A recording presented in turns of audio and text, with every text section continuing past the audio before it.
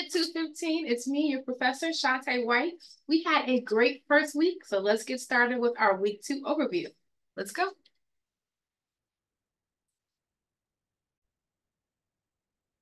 All right, so here we are on our class Brightspace page. Just like last week, you'll see you have your announcements over here to the side. This announcement is on our homepage in Brightspace, and it was also sent to your email. So hopefully you'll be able to access all of the materials quickly and easily. So it's week 2. The format is the same as week 1. So if you made it through week 1, then this should be, I won't say easy, but at least familiar.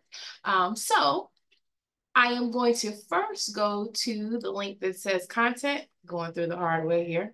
Have all of these things here, full semester calendar, and I'm going to open our calendar, right?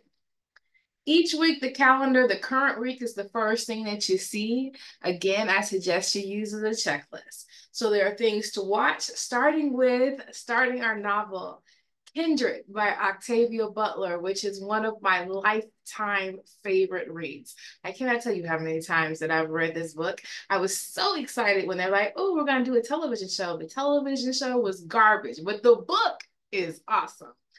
So hopefully you all will have just as interesting of an experience with this book. It really plays with the concept of genre in a variety of ways. I'm not going to give too much away as you all are getting started. But I will tell you that there's a bit of time travel in here. There's a bit of historical information in here. There's a bit of science fiction. It's a bit of a little bit of everything. Octavia Butler is fabulous. If this is your first experience with her, I doubt it will be your last. She has an awesome catalog. Beyond that, we of course have a couple of short stories. We're going to read The Shawl, which I love as well. This is helping us dip our toes into Native American fiction with Louise Ellrich, which is one of the most recognized authors within that field. Also, we're going to do a little bit of magical realism and kind of put some of these things together as we're going through these sections. For Kindred, you're only reading this in sections. It's a pretty quick read for a novel, but you're only required to read this week, the prologue, the river, and the fire. If you are anything like me, stopping in the middle, like in that rising action, is very hard to do. So if you want to continue, of course you can, but these are kind of what I have on our schedule to break up what we're doing. Beyond that, most of what you'll be doing is watching videos. This week, we're also introducing, but for some of you, it might be a review, the concept of literary criticism, the way that we formally look at and evaluate pieces of literature from an academic professional standpoint. So there's several videos for you to watch. You'll be working with those videos in one of your discussion boards this week. Last, if you have not, and I know a lot of you have because I've gotten questions via email, not read completely through both of your major assignments, you should absolutely do that this week. Again, this is an accelerated class. So that means by next week, we'll be at the halfway point. So if you haven't gotten around to those things, you do want to get to them. That's why I have them on the calendar as a must read this week, starting to think about what you want to do for those projects and giving yourself enough time to be able to do them within the scope of our shortened semester. And then last, as always, we have our 2 discussion board posts. So let's go ahead and take a look at those. So I'm going to course tools, discussions. All right.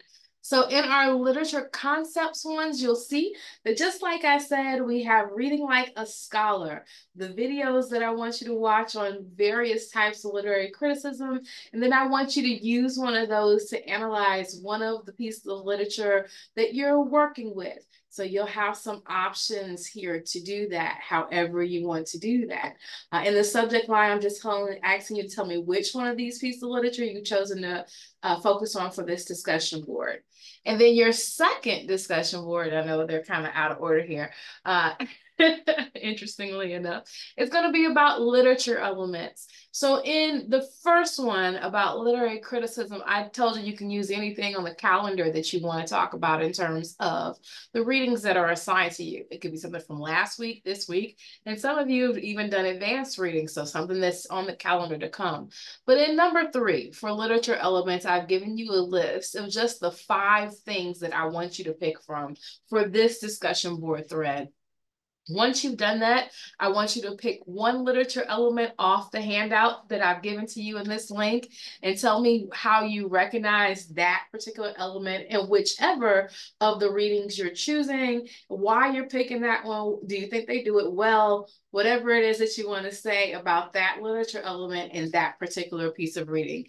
And of course, as with all of your discussion boards, there's the element of replying to each other, which you all did a fabulous job with in this class. I really appreciate your open, honest communication, being willing to share things about yourself. We had some great book recommendations and discussion board ones. I really want you to keep that up. Then I want to end on the very last thing, which is our conference sign up. So I'm going to go back to our class calendar, although this link is in a couple of different places. You'll see very at the end, it says sign up for your conference. If you looked at the course guide, and I know most of you did because you sent me emails about my baby Layla, you'll see that we have to have conferences in this class. We're going to talk about your plans for your major assignment so that I know you have a good idea of what it is. We don't have a lot of time to kind of course correct. So I want to make sure everyone kind of gets started on a good foot there. So you'll click the link. It's a Sign Up Genius. Looks like this. You can look at all the dates and the times. I put this together using the information that was submitted in our class preferences link. So you'll see that there's plenty of times for you to be able to pick one that's going to work best for your schedule.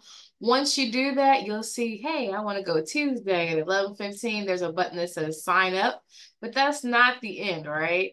You have to also say save and continue, and then put in your name, email address, and all that good stuff before it officially signs you up. So you will absolutely want to do that because our conference times are for next week.